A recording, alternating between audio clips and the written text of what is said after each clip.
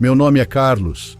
Tenho 30 anos e por um bom tempo trabalhei como segurança em uma loja EPA muito grande em Caracas, na Venezuela. As lojas EPA são enormes ferragens onde se vende de tudo relacionado à construção. Lá tem desde sacos de cimento e placas de gesso, até pincéis, parafusos e latas de tinta. Então já podem imaginar que uma loja dessas tem depósitos imensos e corredores quase infinitos, cheios de materiais. Minha tarefa no papel era simplesmente patrulhar os longos e escuros corredores da loja e do depósito. Eu tinha que verificar se tudo estava trancado e ficar atento a qualquer intruso. O de sempre, até que deixou de ser. As primeiras noites foram bem tranquilas. Às 10 da noite a loja fechava, e às 11 ficávamos apenas o supervisor do turno e eu em uma sala de câmeras onde só havia uma cafeteira, uma mesa e 2 cadeiras. Por volta de meia-noite, eu saía para fazer minha primeira ronda. O ar-condicionado era desligado na maior parte da loja, então o que mais me marcou na primeira noite foi o silêncio absoluto. Literalmente eu não ouvia nada além dos meus próprios passos e, de vez em quando, o som distante de algum carro passando lá fora. Minha rota começava no extremo esquerdo da loja, onde ficam os materiais pesados. São cimentos, vigas, blocos, e seguia pelas seções de tintas e acabamentos, até terminar no depósito altíssimo com corredores que pareciam becos estreitos. Era ali, especialmente, que eu me sentia mais nervoso. Meus passos ecoavam de um jeito assustador, e a luz da lanterna projetava sombras que, às vezes, faziam parecer que algo se movia. Nunca tinha trabalhado como segurança e jamais teria imaginado que podia ser tão aterrorizante. A primeira coisa estranha aconteceu numa terça-feira, depois da meia-noite. Eu estava no corredor das tintas quando ouvi passos bem claros ao fundo. Não eram passos apressados de um cliente, nem um gato que tivesse entrado por engano. Eram passos duros, como de botinas, que se afastavam toda vez que eu me aproximava.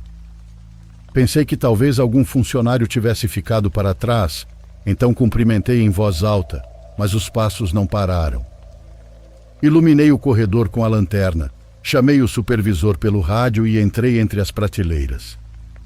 Os passos continuavam, sempre uns 5 ou 6 metros à frente, mas eu nunca via ninguém. E embora a lanterna fosse potente, ela só revelava o corredor completamente vazio. Era como se alguém brincasse de me manter à distância, escondendo-se de mim. Acelerei o passo, mas mesmo assim, nunca alcancei a origem daquele som. Quando cheguei ao final do corredor, o supervisor me chamou pelo rádio, garantindo que nenhum funcionário havia ficado. Foi nesse instante que uma lata de tinta de 1 galão caiu sozinha no chão e começou a rolar na minha direção, até parar encostada no meu lado. Não havia ninguém ali. Tentei encontrar uma explicação lógica, mas o que eu poderia pensar? Aquilo não fazia sentido nem em Nárnia. Coloquei o galão de volta no lugar, passei a mão na prateleira para ver se estava firme e segui meu caminho. Não contei nada ao supervisor. Preferi acreditar que tinha me enganado, ouvido mal, qualquer coisa assim. 2 meses depois já estava acostumado ao trabalho, e aquele incidente já nem me vinha à mente. Desta vez eu estava na área de jardinagem do depósito. Tudo estava escuro e silencioso, como sempre, quando ouvi um rangido que me arrepiou da cabeça aos pés. Olhei ao redor, iluminando o corredor, mas não vi nada. Até que, por instinto, apontei a lanterna para cima. Uma das lâmpadas industriais penduradas estava balançando sozinha. Como disse antes, o ar-condicionado ficava desligado e não havia janelas abertas. Não tinha nenhuma corrente de ar e nenhum maquinário em uso. Mesmo assim, a lâmpada oscilava, como se alguém a tivesse empurrado. Fiquei observando até que o movimento parou. Quando voltei à guarita, o supervisor e eu verificamos as câmeras. A lâmpada mal aparecia, mas o balanço estava lá. Ele disse que às vezes isso acontecia por causa dos cabos da estrutura, ou sei lá o quê. A explicação não fazia muito sentido, mas deixei para lá. Assim como antes, passou um bom tempo até que algo estranho voltasse a acontecer. No geral, as noites naquela loja eram muito tranquilas. Mas um mês depois do incidente da lâmpada, comecei a ouvir sussurros, e essas pragas se tornaram quase diários. Primeiro pensei que fosse o sistema de som, mas não era qualquer merda desse tipo. Depois de alguns dias, percebi que o som vinha do banheiro, lá no fundo, ao lado do depósito. Durante minha terceira ronda da noite, umas 2 semanas depois, empurrei a porta dos banheiros ao ouvir novamente as vozes. Por um instante escutei uma voz feminina e outra masculina, conversando baixo, como se estivessem atrás de uma parede. Caminhei pelos cubículos, abrindo um por um. Todos vazios. Os sussurros pararam quando perguntei: "Quem está aí?" Um desconforto profundo me subiu pelo estômago, como se meu corpo soubesse antes da mente que algo estava errado. Saí apressado dali e, no momento em que atravessei a porta, ouvi de novo o rangido familiar. Apontei a lanterna para o teto e vi a mesma lâmpada balançando. Depois disso, não houve mais semanas sem algum acontecimento estranho. Às vezes eram passos no fundo do corredor das ferramentas. Outras, ferramentas que apareciam no chão, mesmo eu jurando que antes não havia nada ali. De vez em quando ouvia o barulho de objetos caindo, mas quando ia ver, tudo estava no lugar. O evento que mais me assustou e que me fez parar de passar por um corredor específico aconteceu justamente na seção de tintas. Durante 2 semanas era comum que uma lata caísse sozinha e rolasse até parar bem aos meus pés. Conversei com outros seguranças que trabalhavam em turnos diferentes e todos tinham suas próprias histórias. Um deles dizia ter visto um homem de uniforme cinza caminhando pela seção de jardinagem, desaparecendo ao virar o corredor. Outro jurava ouvir a própria mãe chamando seu nome, vinda do banheiro. Um terceiro afirmava que exatamente às 3 da manhã, uma das portas do depósito batia sozinha, com tanta força que fazia o batente tremer. Eu queria não acreditar. Procurava razões e explicações lógicas para tudo. Convenci a mim mesmo de que eram apenas variações de pressão do ar, ruídos da estrutura antiga e materiais mal empilhados. Quando ouvia os sussurros, pensava que fosse apenas sugestão da minha cabeça, ou talvez algum morador de rua lá fora falando perto do duto de ventilação. Tudo menos acreditar na verdade. E por um tempo consegui me convencer disso. Mas há noites que não deixam espaço para a dúvida. Uma dessas aconteceu no fim de junho, poucos meses antes de eu pedir demissão para voltar à faculdade. Naquela noite fiz a rota ao contrário e comecei pelo depósito. O lugar era um labirinto de estantes altas, com corredores estreitos e cheiro de poeira e madeira crua. No meio da ronda ouvi novamente os passos, mas dessa vez atrás de mim. Parei e eles pararam. Caminhei e eles voltaram. Gritei: "Chega!" E nesse instante as lâmpadas acima de mim começaram a balançar todas ao mesmo tempo. Primeiro bem devagar, depois mais forte, como se um vento súbito atravessasse o galpão, embora estivéssemos completamente fechados. Então ouvi algo pesado rolando. Uma lata grande de tinta epóxi despencou do 2º nível e bateu com força no chão de concreto. Milagrosamente não se abriu, apenas começou a rolar devagar até parar a poucos centímetros de mim. Respirei fundo, peguei a lata com as 2 mãos, a coloquei de volta no lugar e fui recuando sem dar as costas. Foi o único momento em que considerei abandonar o emprego imediatamente. Não o fiz, porque ainda precisava juntar um dinheiro, mas já tinha decidido sair em 1 ou 2 meses.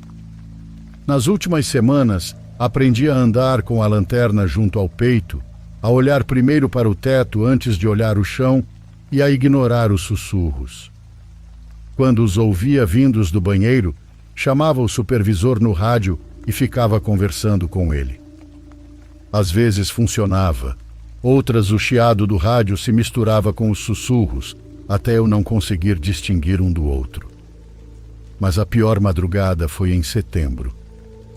Ouvi alguém dizer meu nome. Foi um Carlos, bem ao meu lado. Não tive coragem de virar a cabeça. Não quis ver o rosto do que quer que fosse aquilo.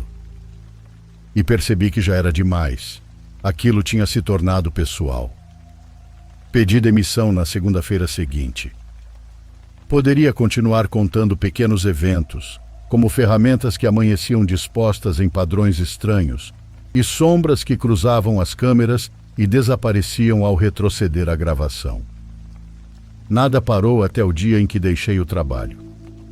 Mesmo assim, no meu último dia, decidi passar pela seção de tintas e pelo banheiro do depósito. Tudo estava quieto como deveria ser. Xinguei em pensamento e continuei andando.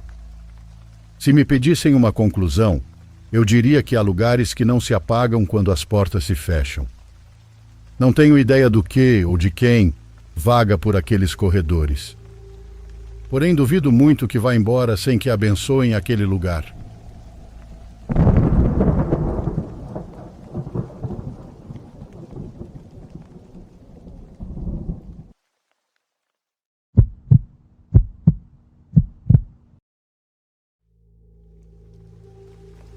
Há 10 anos eu achava que tudo o que fosse sobrenatural era mentira. Jamais imaginei que, ao entrar no meu atual local de trabalho, viveria inúmeros acontecimentos que desafiam toda a lógica. Agora estou aqui, escrevendo para você para contar uma história que mudou para sempre minha forma de ver o mundo. Isso me fez entender que não importa quanto tempo passe, existem lugares que guardam energias muito escuras e simplesmente não as deixam ir embora. Meu nome é Jesus, sou da Colômbia, especificamente do departamento de Antioquia, e trabalho como guarda há muitos anos. Na verdade, eu já tinha experiência antes de chegar ao local onde estou hoje. O lugar é uma antiga fazenda de café, nas imediações do meu povoadinho. São várias hectares cobertas por plantações, com algumas áreas comuns e uma casa principal próxima a uma pequena processadora. A casa principal está desabitada há tempos, e a processadora não funciona durante a noite. Lembrem-se disso. Tudo começou por volta de 2015, quando consegui trabalho nessa fazenda onde plantam e torram os grãos de café. Não vou citar o nome, claro, mas é um lugar bastante antigo, e os donos decidiram produzir um café especial muito reconhecido. É bem possível que quem entenda de café conheça a marca. A verdade é que o salário era bom, e aceitei quase de imediato. As primeiras noites foram comuns, e meus colegas de trabalho eram homens honestos e agradáveis. Dividíamos a fazenda em setores, fazendo rondas constantes de um lado a outro, garantindo que ninguém invadisse a propriedade. Tínhamos rádios, lanternas de alta potência e até 2 motos à disposição para nos deslocarmos com rapidez. No entanto, raramente precisávamos usá-las. Antes mesmo de eu presenciar algo estranho, meus colegas me alertaram que às vezes era possível ver e ouvir coisas fora do normal. Disseram que se acontecesse comigo, eu não deveria me assustar. Mas claro, meu ceticismo me fez ignorar completamente os avisos. Que tolo eu fui. Certa noite, enquanto fazia uma ronda por um caminho de pedra que contornava uma área cheia de árvores, lembro que fazia um frio leve e reinava um silêncio profundo. Havia apenas o som suave da brisa movendo as folhas. Por isso, quando ouvi galhos se mexendo à minha esquerda, soube que não fora o vento.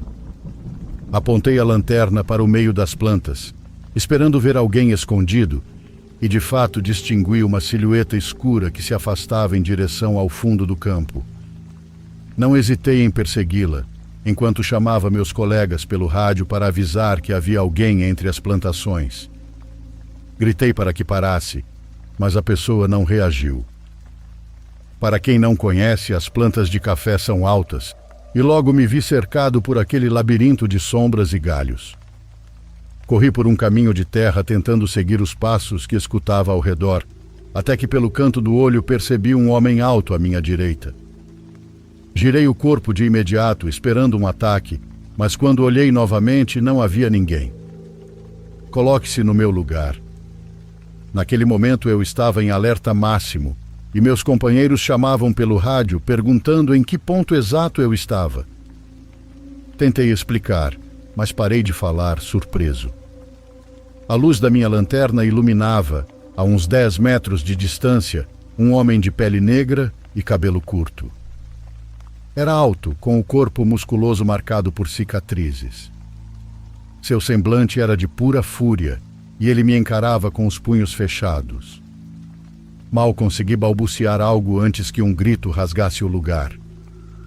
Achei que ele viria para cima de mim, então procurei apressado o bastão elétrico preso ao cinto para me defender. A lanterna vacilou por um instante, e quando finalmente consegui ligar o aturdidor e voltei o olhar para frente, ele havia desaparecido. Pode parecer que tudo aconteceu devagar, mas foram apenas segundos. Quando meus colegas chegaram, não havia ninguém por perto. Procuramos juntos, mas não encontramos nada. Quando descrevi o homem, eles se olharam e disseram que aquela figura já tinha sido vista antes, vagando pelo campo. Ninguém sabia seu nome nem o que queria, mas todos em algum momento já haviam se deparado com ele entre as plantações. Teimoso como sou, insisti que não era fantasma algum, e sim uma pessoa real. Eu tinha ouvido as folhas se moverem, e o homem parecia tão físico quanto qualquer um de nós. Eles apenas deram de ombros, acostumados demais com o inexplicável. Passei o resto da noite observando entre os pés de café, esperando ver novamente aquela pessoa. Estava convencido de que poderia ser algum viciado ou ladrão. Mas nada aconteceu até alguns meses depois. Era por volta de maio. Eu patrulhava um dos caminhos que contornam a propriedade quando comecei a ouvir sussurros distantes, acompanhados de um som de correntes. Mesmo mantendo meu ceticismo, algo dentro de mim gelou. Demorei para ter coragem de virar. Quando finalmente apontei a lanterna para a direção dos sons, vi 2 figuras formadas por uma espécie de névoa, dissolvendo-se no vento enquanto o barulho das correntes se extinguia. Dessa vez, tive que admitir. Algo estranho estava acontecendo. A partir dessa noite, as aparições se tornaram constantes. Certo dia, passando próximo a um dos galpões, ouvi um estalo violento e por um instante senti uma dor atravessar minha coxa. Outras vezes vi novamente aquele homem de pele mais escura, me observando com um olhar furioso do outro lado do caminho. E às vezes, ao cair da noite, os sussurros de mulheres surgiam entre as árvores. Nunca me acostumei. Toda vez meu coração dispara, minhas mãos tremem, e um sentimento estranho de raiva e medo me invade completamente. Penso nas circunstâncias horríveis em que essas pessoas podem ter morrido séculos atrás. O quão terríveis devem ter sido suas vidas para que mesmo agora, depois de tanto tempo, ainda estejam presas a este lugar. O último evento aconteceu poucos dias antes de eu escrever este relato. E me surpreendeu o fato de eu nunca ter notado algo assim antes, embora meus colegas garantam que não é novidade. Imagine minha reação, 10 anos trabalhando aqui, e só recentemente descobri que a casa principal também é palco de aparições. Mas para ser sincero, nenhum de nós gosta de falar sobre isso, pois já é suficiente lidar com o que vemos e sentimos noite após noite. Algumas semanas atrás caminhava perto da casa principal quando senti nitidamente que alguém me olhava. Olhei por cima do ombro, mas não havia ninguém. Apontei a lanterna em todas as direções, até que na janela do andar superior percebi algo.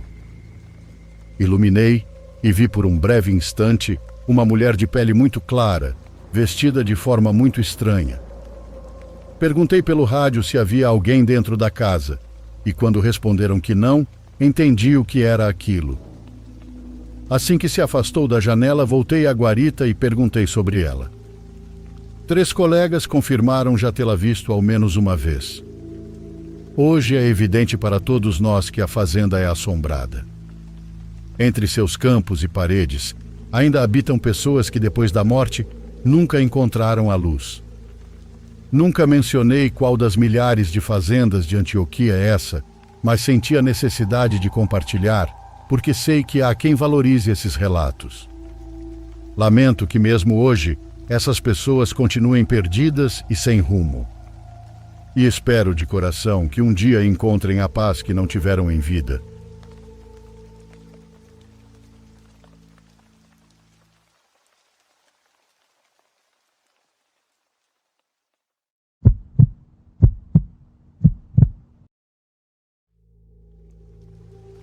Não sei se você vai chegar a ler isso, mas espero que sim.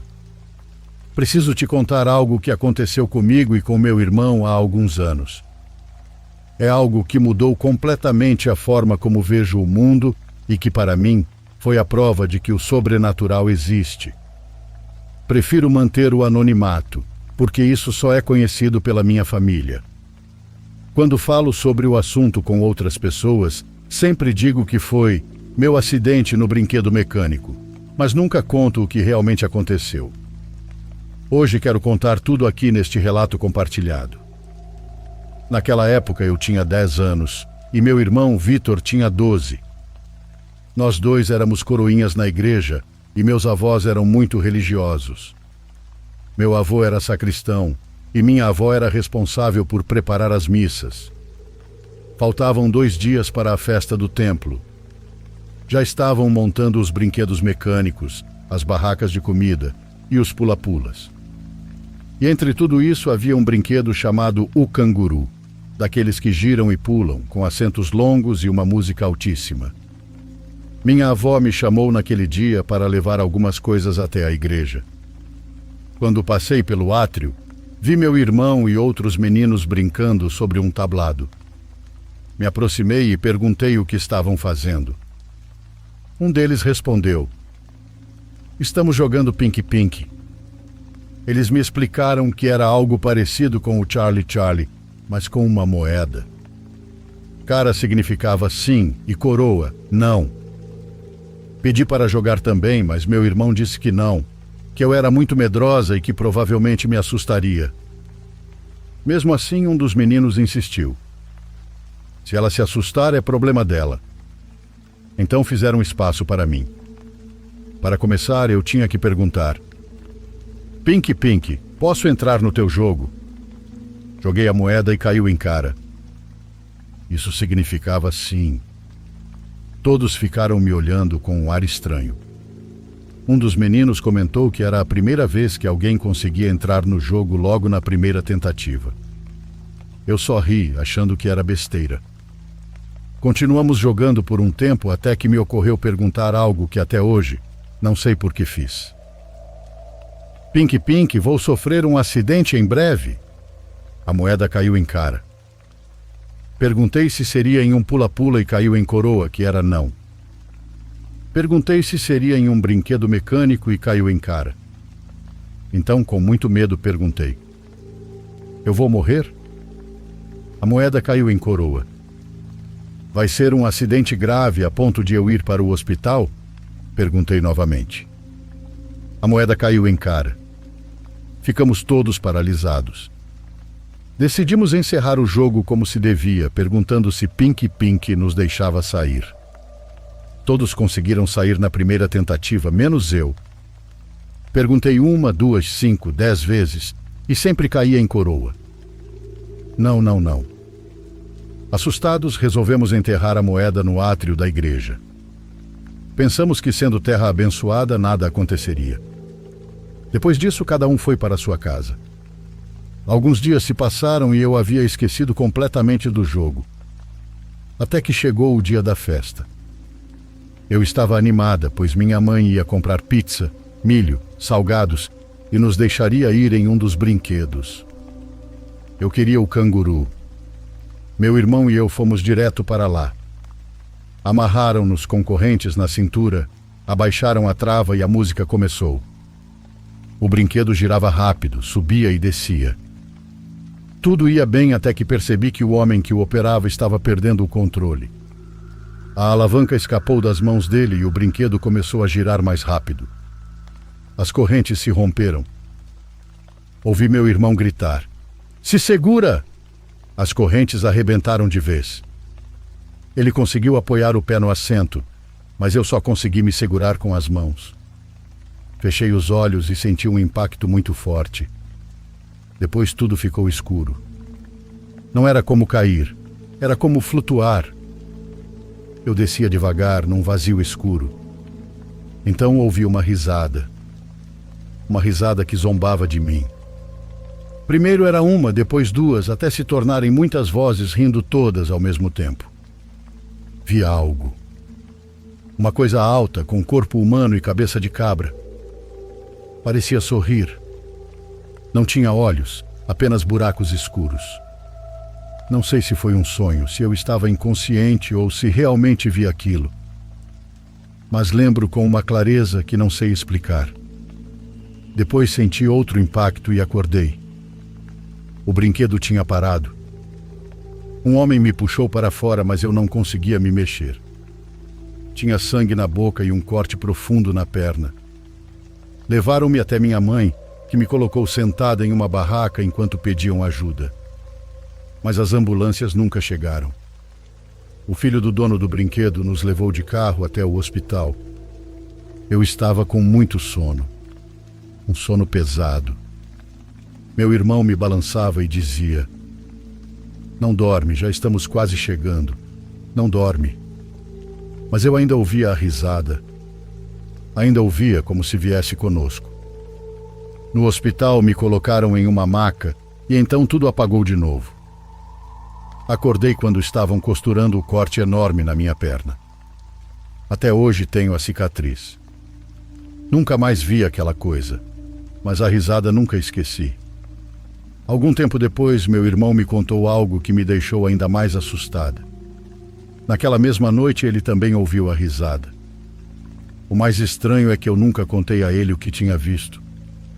Ele só soube 3 anos depois, quando finalmente consegui falar sobre o acidente.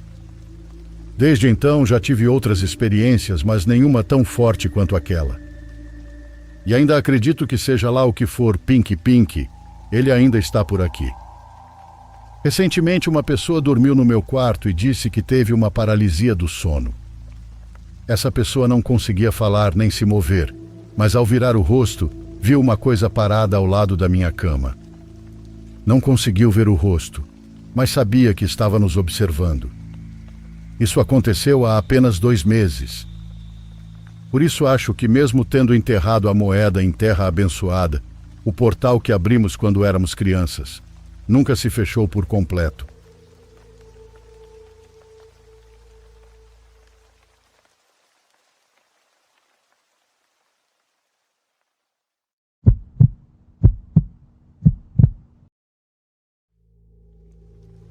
Eu me lembro claramente dessa história, porque ela vem à minha mente sempre que escuto sobre esconde-esconde, ou quando passo por algum beco.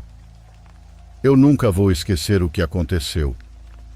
Era começo de outubro, e eu e meus 3 irmãos fomos visitar minha mãe no apartamento dela. Tenho uma irmã que vou chamar de Jéssica e 2 irmãos, Lucas e Eli. Meus pais haviam se divorciado 2 anos antes, e quase não víamos nossa mãe. Então essa era uma forma do nosso velho tentar ser um bom pai e deixar a gente visitá-la, mesmo sem ser obrigado a isso. O apartamento da minha mãe ficava em uma parte perigosa da cidade. Havia muitos prédios em volta, mas ainda assim, o lugar sempre parecia vazio, mesmo com tanta gente por perto. O prédio dela ficava ao lado de um beco, que também servia como uma das entradas do complexo de apartamentos. É isso que quero dizer quando falo que era uma área suspeita. Se alguém tentasse procurar o lugar, provavelmente nem encontraria, a menos que seguisse por um beco longo e escuro. O apartamento da minha mãe ficava no 2º andar, e meus irmãos e eu sempre ficávamos animados quando podíamos visitá-la. Eu amava minha mãe. Ela era pequena, acolhedora, e o apartamento dela também. Lá me lembrava a casa da minha avó, com móveis antigos e uma decoração simples, mas cheia de coisas desnecessárias espalhadas pelos cantos. Outra coisa boa sobre aquele lugar eram os vizinhos. Da última vez que estivemos lá, fizemos amizade com as crianças do andar de baixo, um menino e uma menina, que vou chamar de Samuel e Xixi. Eu e Samuel brincávamos bastante no estacionamento do prédio, bem ao lado do beco. Fazíamos coisas típicas de criança, como polícia e ladrão, pega-pega, futebol e queimada. Mas naquele dia em particular decidimos brincar de esconde-esconde, pois tínhamos visto um comercial de Halloween com esse tema. Foi ideia do Samuel brincar à noite, do lado de fora. Meus irmãos, claro, quiseram participar. Então combinamos que às 9 em ponto, todos sairíamos de nossos quartos para brincar. Como estava nublado, a noite caiu rápido e junto veio a escuridão. O clima sombrio era perfeito para o que queríamos. Éramos eu, Samuel, Xixi, minha irmã e meus 2 irmãos. Assim que o relógio marcou 9, fizemos exatamente o planejado. Saímos dos quartos e nos encontramos lá fora. O entorno do prédio estava bem escuro, mas os postes altos iluminavam o estacionamento com uma luz alaranjada, enferrujada. Antes de começar a brincadeira, a gente sempre escolhia quem seria o perseguidor. Naquela noite fizemos o mesmo, e Samuel acabou sendo o escolhido. Todos correram para se esconder, não muito longe do limite do complexo, mas também não apenas no estacionamento.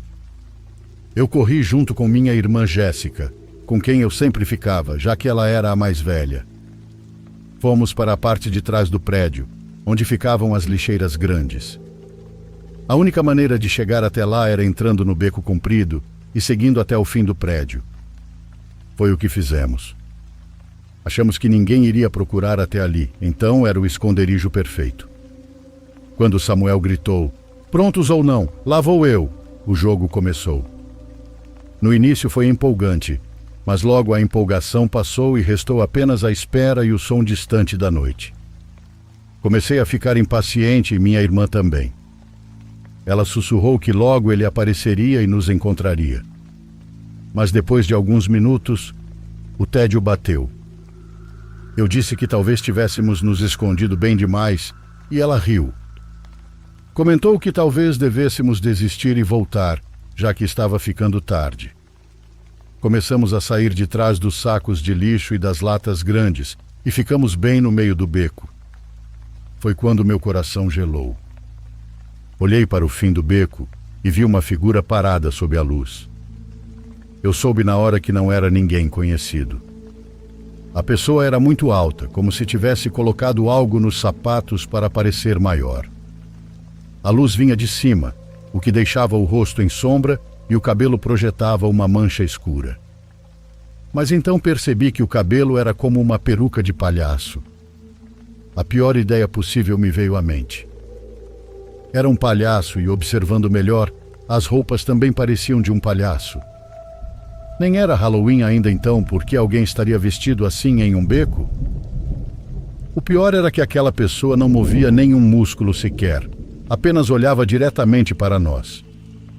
Minha irmã me puxou para trás, percebendo que havia algo errado. Ela disse que devíamos voltar e procurar os outros, e foi o que fizemos. Descemos o beco rápido, tentando encontrar nossos amigos e irmãos. Por sorte, achamos meu irmão Lucas e Xixi também estava lá. Lucas estranhou o fato de estarmos andando por aí. Ele achava que o jogo ainda estava rolando. Contamos que tínhamos visto um cara estranho vestido de palhaço no fim do beco. De onde estávamos, ainda dava para ver o ponto onde o palhaço estava, então mostramos a eles. Foi aí que percebemos que a coisa era muito pior do que pensávamos. O palhaço agora estava mais perto. Nos observava e acenava. Agora conseguíamos ver o rosto. Não havia maquiagem colorida, era todo preto, como se ele não quisesse ser reconhecido. A única coisa visível eram os olhos, o que para mim, como criança, tornou tudo ainda mais assustador. De repente, Xixi gritou. Viramos para ela e ela berrava. "Tem outra pessoa olhando para a gente." E ela estava certa. havia outro palhaço, com cabelo verde e pernas mais compridas. Naquele instante, todos entendemos que era hora de correr.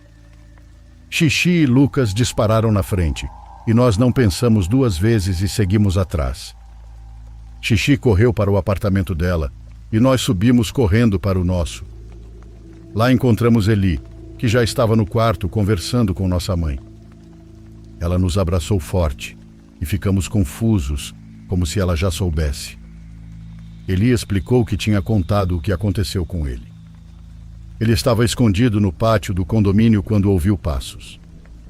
Achando que fosse o Samuel, ele se escondeu atrás de um arbusto e viu alguém se aproximando. Achou que Samuel ia encontrá-lo, mas então ouviu a voz dele chamando seu nome. Eli! Eli se virou e Samuel estava atrás dele. Mas ao olhar de novo para frente, um palhaço estava parado, olhando diretamente para ele. Eli correu junto com Samuel e foram até o apartamento dele contar aos pais o que aconteceu. Depois contamos tudo à nossa mãe, que ficou aliviada por estarmos bem. Eu gostaria que tivesse acabado ali, mas não acabou. Mais tarde todos estavam dormindo e eu acordei com sede. Levantei para pegar uma garrafa de água na geladeira e então ouvi um barulho vindo da janela. Hoje, pensando como adulto, sei que foi burrice, mas eu fui até lá ver. Era estranho, e fiquei me perguntando como algo poderia estar batendo na janela do segundo andar. E foi aí que o verdadeiro terror aconteceu. Quando levantei a cortina, fiquei cara a cara com o palhaço. O mesmo que eu e minha irmã tínhamos visto. Ele olhava diretamente para mim. Gritei e corri para o quarto da minha mãe. Ela saiu assustada e quando a levei até a janela, como em um clichê de filme de terror, ele já tinha sumido. Felizmente minha mãe era uma boa mãe e acreditou em mim. Desde aquele dia, eu nunca mais quis brincar de esconde-esconde no escuro e odeio becos até hoje. Nunca entendi como aquela pessoa conseguiu chegar até a janela. Talvez tenha escalado, mas sinceramente sou grato que nada pior tenha acontecido naquela noite, além de alguns sustos.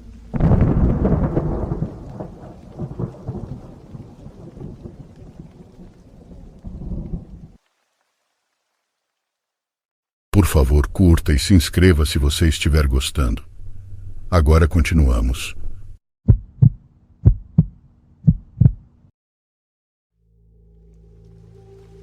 Venho de uma área rural da Polônia.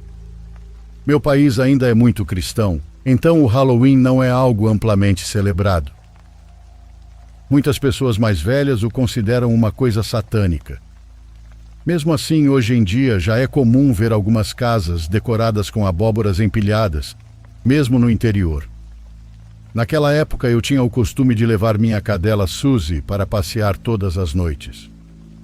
Era mais por necessidade do que por gosto, já que Suzy é bem grande, e sair com ela durante o dia era um verdadeiro pesadelo. Ela odiava crianças e ciclistas, então ficava latindo o tempo todo e tentava mordê-los. No outono, aqui escurece bem rápido, então às 8 da noite parece praticamente o meio da madrugada. Se não há lanternas ou postes de luz, você mal consegue ver por onde anda. Naquele dia já estava completamente escuro quando saí com ela. Existe uma estradinha que eu gostava muito de percorrer, pois liga o pequeno mercado da vila, que fica perto da minha casa, até uma igreja. O caminho não é longo, dá só uns 10 minutos a pé. De um lado da estrada há uma floresta e do outro um grande estábulo de cavalos. Obviamente à noite aquele trecho ficava quase sempre deserto, e era raro encontrar alguém por ali. Eu adorava a brisa fria, o som das folhas secas se quebrando sob os pés e aquela sensação de solidão que trazia uma certa nostalgia. Caminhava distraído, perdido em pensamentos, quando me aproximei do fim da estrada, onde a floresta encontra um estábulo antigo que pertencia ao padre local. Pelo que eu sabia, aquele lugar estava abandonado antes mesmo de eu nascer. De repente, Suzy me tirou do transe ao começar a latir descontroladamente. Olhei ao redor, tentando ver se algum ciclista ou outro cachorro estava se aproximando, mas logo percebi que ela estava focada apenas no estábulo e nas árvores. Vale dizer que era difícil enxergar qualquer coisa além da linha das árvores, porque os postes de luz ali eram velhos e muito fracos. Minha cadela parecia completamente fora de si, latindo, rosnando e puxando a coleira com força. Aquilo não era típico dela, nem mesmo quando uma bicicleta passava bem perto. Então, olhei com mais atenção para o meio das árvores, tentando entender o que a deixava tão agitada. E foi aí que eu vi. A uns 10 ou 20 metros de distância, logo atrás do estábulo do padre, percebi um homem. No começo, achei que estivesse me confundindo, mas quanto mais eu observava, mais evidente ficava que era uma pessoa. Pelo modo como a luz do luar refletia em suas roupas, parecia estar vestido de branco. Ele estava ajoelhado, com as costas retas. Não exatamente se escondendo, mas também não totalmente à vista. Me deu um arrepio ao ver que ele usava uma espécie de túnica branca. Não se movia, apenas olhava na minha direção. Puxei com força a coleira, tentando fazer Suzy andar, mas ela teimava em ficar. Disse a mim mesmo que não havia motivo algum para continuar ali nem por mais um segundo. A segurei pelo arnês e me apressei em sair dali. Não quis correr, pois ainda não sabia se aquele homem tinha percebido que eu o vi. Felizmente, a igreja ficava a apenas 1 minuto dali e avistei algumas pessoas perto dela. Por um instante pensei em contar o que havia visto, mas o que eu diria exatamente? O restante do caminho até minha casa foi, sem dúvida, o mais tenso da minha vida. A cada poucos passos eu olhava para trás, certo de que alguém poderia estar me seguindo. Até Suzy, que sempre gostava de cheirar tudo, andava apressada, sem desviar o olhar para nada. Cheguei em casa sem mais problemas, mas gostaria de poder dizer que a história acabou ali. Durante a madrugada acordei com o som de várias sirenes. Elas tocaram por quase meia hora. Na manhã seguinte vi no noticiário local que alguém havia incendiado o estábulo do padre, com alguém vivo lá. As pessoas comentavam que provavelmente fora obra de alguns adolescentes bêbados, mas eu sabia muito bem que o que vi na noite anterior não foram garotos rindo. Eu vi a pessoa perturbadoramente calma, como se estivesse à espera de algo. Talvez houvesse mais gente no celeiro, mas se era o caso, ainda bem que não os vi. Não quero ser o tipo de pessoa que alimenta a ideia de que o Halloween é um festival satânico, mas o que vi e aconteceu naquela noite foi realmente perturbador. O que mais me incomoda é o fato de que entre o momento em que o vi e o incêndio se passaram pelo menos 5 ou 6 horas. Eu poderia ter ajudado alguém a sair vivo, e não o fiz. Nunca fui à polícia, mas sei que prenderam eles meses depois em outra cidade.